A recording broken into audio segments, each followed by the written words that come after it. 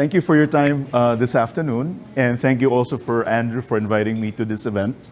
As Andrew mentioned, I work for eCruise, the distributor of bikeep in Canada, and I focus in the area of like Waterloo region up to Guelph and all the way west. So also I'll be going to Sarnia and other cities to make a presentation. And if when I joined the team, they asked me, Arcy, what position? Like their standard position was like a sales associate or a sales manager and so on. And I said, can I just be the bike keeper? And they said, yeah, sure. So I kept the bike keeper there. Is actually my quote unquote unofficial title. And before I go through my presentation, just wanted to ask, have you experienced getting your bike stolen? Or do you know someone who had their bike stolen? Okay. Yeah. So that's really what is being solved by the bikeep smart station. I've experienced it myself. I usually attend. I also volunteer as the bicycle mayor of Waterloo. So I work with the city, the region, and other organizations like Cycle WR, who's our like bike TO in Waterloo, to promote cycling in the region. And with bikeep, it just really addresses the challenge in terms of bicycle theft. And just more information in terms of bikeep. The bikeep as an organization was established in 2013, so like almost 12 years now, and over 2 million, call it like bike parking sessions. So over 2 million people with bikes parked using the bikeep station, and only 2 bikes were lost over the 12-year period. And those 2 were lost because I think those people were like newer users and they weren't able to fully lock the station, which I'll show you later how to properly lock it. And it was recently awarded as the best bike parking solution by Micromobility World. And just briefly, how does it work? As you bike around, usually you will have your lock. So that's the physical like security. So it'll be, this is the station, the arm will be the physical security working with the station. So once you activate it, there's that physical security that nobody can just open it. It'll just be you who will be able to open it. There's also the audible security. There's an alarm built in. So if someone cuts the arm and I don't want to show it now because we're indoor, I can loosen one of the screw and try to open it, the station. Then there's a 120 decibel alarm that will really be tough on the ear, especially indoors. And what we've done is working with our partners is to configure it from an alarm that will be set off for like 3 minutes or as low as like 30 seconds, depending on the location and the requirements. And the third, but also an important security feature is this is network-enabled device. So depending on our partner, there's actually a minimum of 2 contacts, a security contact, like in the case of university, maybe a constable, a security constable, or the office, and also the actual like operator who will be purchasing the unit. So there'll be a minimum of 2 contacts. So if there's an alarm, then there's a message that will be sent to those 2 contacts saying there's an incident happening in this smart station, bikeep 01, and so on. So there's someone who would check it out and would be able to address the security concern. And there's also this cool feature wherein, if for example, this is installed in like City Hall, and like I have a meeting in City Hall at 1 p.m., I can actually reserve a spot an hour before my meeting. So at 12 noon or so, I will just go on the app and say, I have a meeting in City Hall, I want to reserve 01. So I can reserve it, just check if it's available, reserve it, and then it will lock. So nobody can just open it. It will lock, and when I arrive, maybe a few minutes before 1 o'clock, then I can unlock it, then lock my bike. So here's a photo of some smart station, like similar to that one. We have a regular bike, and typically for cargo bikes, it's the back, which I'll show you later. For a typical bike, it's the front wheel and the bicycle frame. But for a cargo bike, it's the rear wheel, typically in the bicycle frame. Bikekeep also has smart lockers, wherein with the same app that you can download, you can unlock the locker. But for bigger requirements, there's also a bike house or a bike room, if it's indoor, for those other requirements where there are more bikes that needed to be parked. As an example, the city of Kelowna installed the bikekeep stations last year. There's also 2 other organizations who decided to join in terms of investing on bikekeep. A mall, I think it's called Orchard Park Mall in Kelowna, and also a Safeway store in Kelowna. So there were 3 organizations who decided to install bikekeep smart stations. By being able to coordinate, they were able to do the pilot test within the city. And as an end user, though it's owned by different organizations, as an end user, I see it as just stations or dots in the map that I can go to. I can go to the mall in the case of Kelowna and park my bike, or actually also park my scooter. So there's a station that's for bikes, and there's also a station for scooters. And then I can then go to, let's say, Safeway, and I can also park my bike there using the same app, and being able to take advantage of the secure bike parking. There's also the bike lockers that were installed in TransLink stations. There's 71 that were part of that initial installation. And for them, the lockers tend to be the whole day to maybe a few days. So for longer term parking, lockers will be ideal. And for other requirements, like if you want to put your bike in, but also put maybe a bag in, so that when you have a bigger other items to lock. And also one other example is the University of Montreal, wherein they have already a number of regular bike racks around the campus, but they decided somewhere in the middle of the campus is to have a more secure bike lock. In this example, there are 20 bikekeep bike stations. If you look at the right side, that's a screen capture of in the app, wherein 10 stations are being used. So if I'm in our example earlier, if I have a meeting or I have a class in the university, then I can use maybe 1 or 5. I can reserve it. When I arrive, I can then use either station 1 or station 5 because it's available. Do you have any questions so far? Oh, yeah, please. Arcy, thanks for that intro. Are there any installations in your distribution area? So, yep. Near closer to London? Yes. Right now, we don't have an installation in the near to our area. The one in Ontario is Kingston. So Kingston installed one last year. They have three locations with, I think, 5 stations each. But hopefully we will have one in the next few months that will be installed in Waterloo. But I cannot confirm it yet. Yeah. So here's an example of a city. And this is in Estonia, which is actually the headquarters of Bikekeep. So Bikekeep is in Estonia, and if you can actually try it. You can download the Bikekeep app. You can go to Estonia, and then you can see it's just so many Bikekeep stations around the country, or especially the city called Tallinn. Where in this example, it's a smart city within Tallinn called Ülemiste, wherein it's connected by rail or train, but also easy access to airport. It has 400 businesses and over 13,000 people living in it.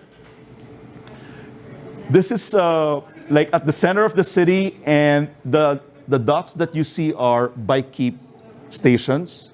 So it's well distributed. I think there are 23 stations distributed around the city. They standardize on Bikekeep being the bike parking racks for this part of the city. There are also underground car parks with some appropriate bike holders.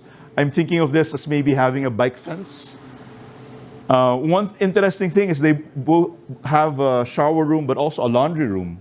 So you'll then be able to take a shower, then while your clothes is being laundered, and you have clean clothes afterwards. And you also have storage lockers within different parts, or like those icons there within different buildings. Yes, please. I got one. 275 Dundas, or the TD Towers, has a very similar facility to this. So the TD Towers there, within the parking garage facility, there is a room that stores bicycles. It's key card access, effectively. But it has, importantly, was the nicest thing about working for TD in that location, was the access to the showers that had your own elevator to that space, locker facilities, and then that was it. You could put your bike, securely lock it away, kind of thing, access to facilities, and then you go up, kind of thing. They could do 75 bikes that way, but the 3 levels of underground parking only hold 65 cars. Oh, okay. All right, that's it. And then this is just like some photos I took from the internet with regards to someone sharing their partnership with Bikekeep within that smart city, the Ulimis city. What they've seen since they implemented Bikekeep is compared to other regions in their country, there was an increase of up to 3 times the number of people biking in their part of Estonia, which is really one of their focus, is to really make that city center be bike friendly, but also friendly for people walking and riding transit. Here's a graph wherein number of bike theft within the city. They had like an estimated number and then an actual number. And in 2023, when they implemented or installed more Bikekeep parking stations, the number actually went down in terms of by about 100 bike theft reported in the city. With London, I just saw on your website about your plans for a new like cycling network, or a proposal for a new cycling network. And it's awesome, your plans in terms of it will be a multimodal network allowing people to travel independently and affordably, which will benefit them to reach a lot of destinations. It'll be safe. It's really a low cost. Like biking is an awesome low cost option. Like for me personally, as a family, we had 2 cars before, and about 8 years ago, it went down to 1 car because I just rode the bike, or bike and riding transit, or in our case, the GRT in Waterloo. And when we were computing the savings, it's really a good amount that I can actually buy a good bike, or a good electric cargo bike as a result of the savings. There's also definitely benefit to the environment, less traffic, and really healthier residents in the city. Here's an example that was shared in that report, wherein after bike lanes were installed in Colburn Street, there have been a 45% increase in the number of people riding bicycles. So the infrastructure is very important. And I think one of the comments earlier was, if you can bike from where you are all the way to where you want in a safe manner, then that will be a big increase in terms of people, more and more people biking as the physical network is improved. In the report, there was also shared different types of the infrastructure, from protected bike lanes, cycle tracks, like multi-use trails, and so on. And I think it will also be good to consider a secure bike parking solution. This will not be in all locations. Like a normal bike rack will be good in a number of locations, like maybe a location like here in the London Bicycle Café. It's the bike racks can easily be seen as you are around here. It's also lighted. I like this for here. We have a ton of people that come up that don't have locks, okay, right? So there is all kinds of, there is a cycling population out there that is riding their bicycles and then generally vexed when they see something on the parkway and they're like, but how do I go to it? I don't have a lock and I won't be without my bicycle. And we lend out locks, part of this, but I would much rather have a solution like this to be that's intuitive, because we want it to be intuitive, right? We want them to do the calculus of being on the path, seeing the bike rack or the lock, going, I don't have one, but that looks like the solution for my problem. I'm getting that cookie.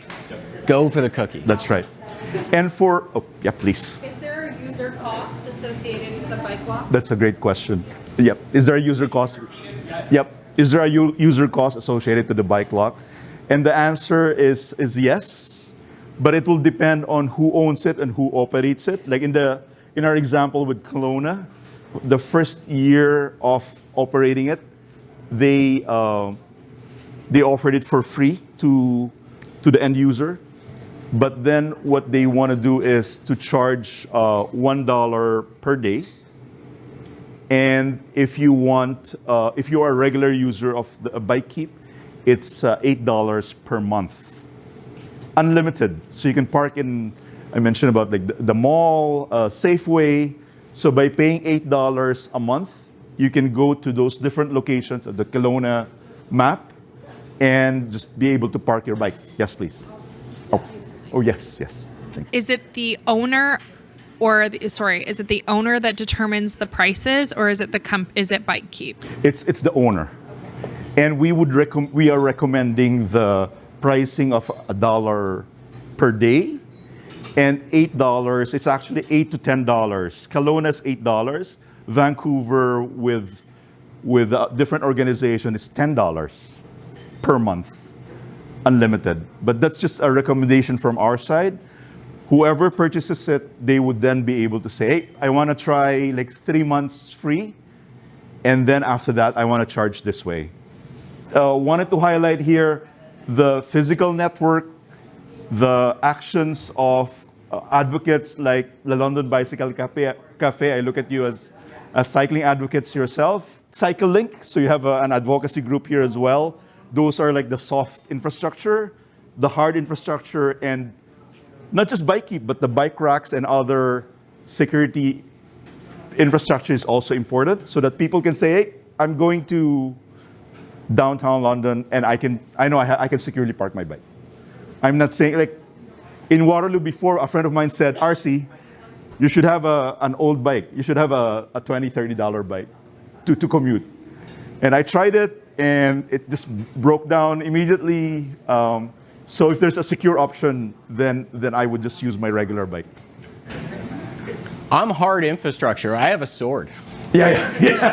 You have hard and soft. Yeah. Sorry. All right. Yeah. Speak softly. Carry a bike sword. Yeah.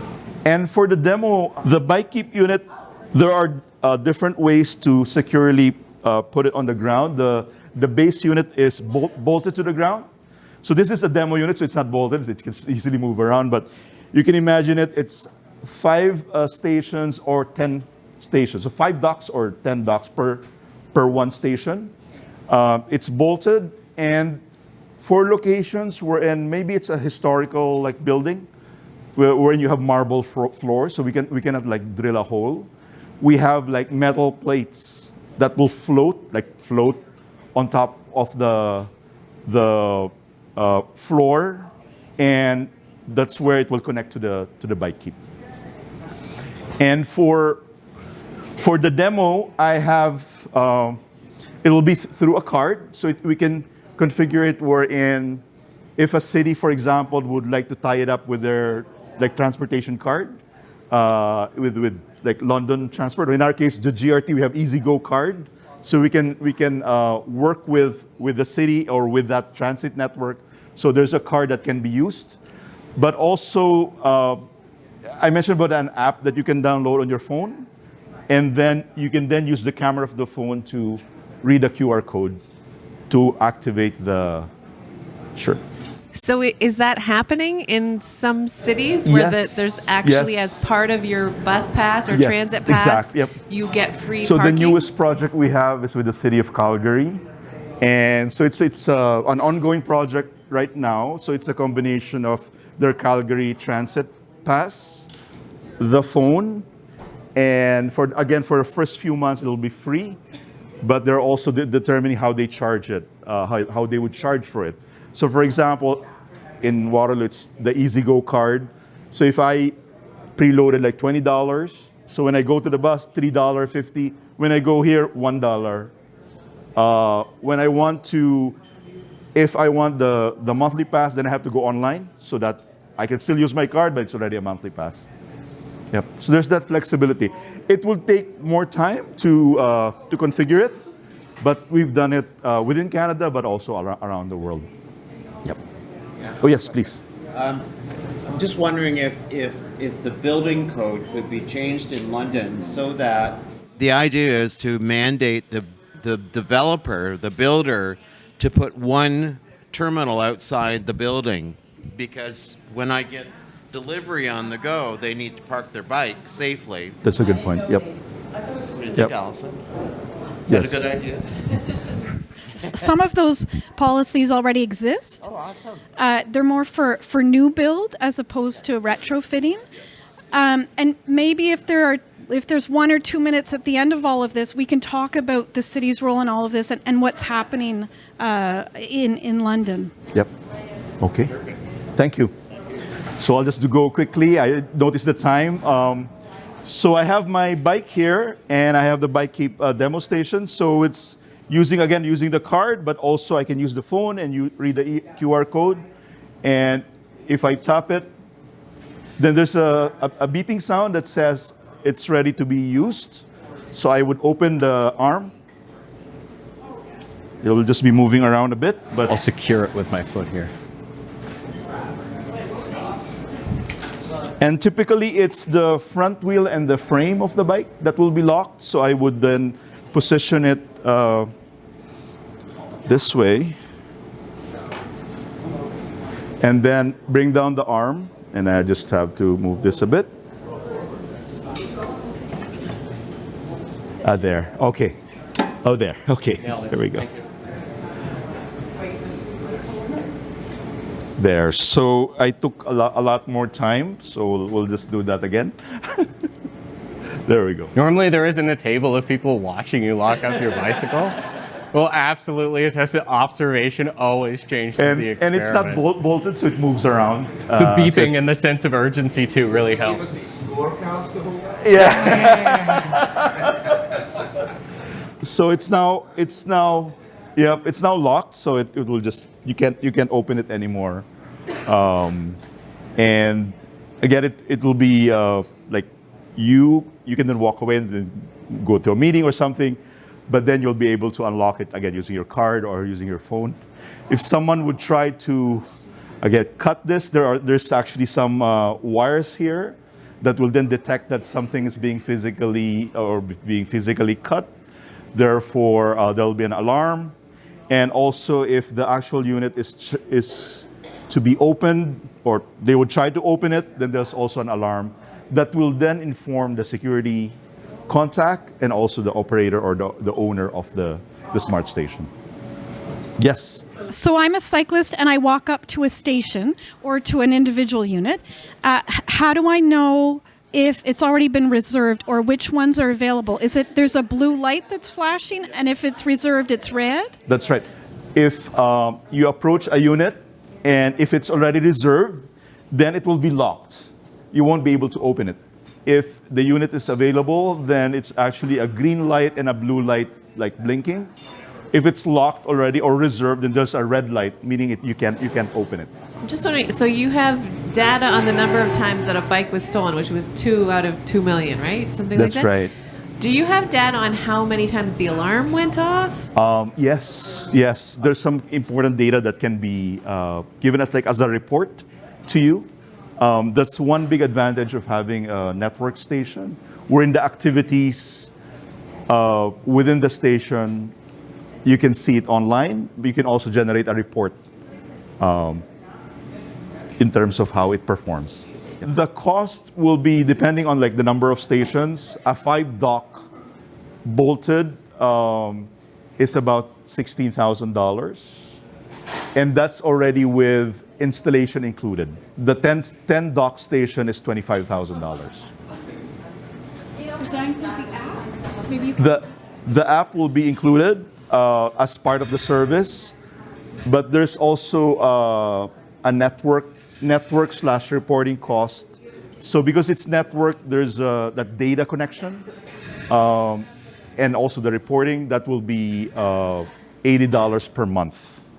Just wondering if you can reserve multiple spots from one account then? So say, my kid or something had a bike as well. Is that something I'd be able to do from one account? Right now, it's just one account and then one reservation. But that's a good. I'll have to ask the team, but it's 1-to-1 right now. We're working on getting children of all ages phones at the moment. Right? So, yeah, society is on it. No. Yeah. Does it fit children's bikes? Right, with this setup, no. Like the smaller wheels will be. If it's a bigger wheel, then it'll be supported, but the smaller wheels won't be. The scooter parking might be, but we haven't tried the bike on the scooter parking, because the scooter parking will be the scooter bar is the one that's being locked. On this unit. On this unit. It will be another unit, so you can get 5 docks for bikes and 5 docks for scooters. Thank you. Thank you. Yes, thank you.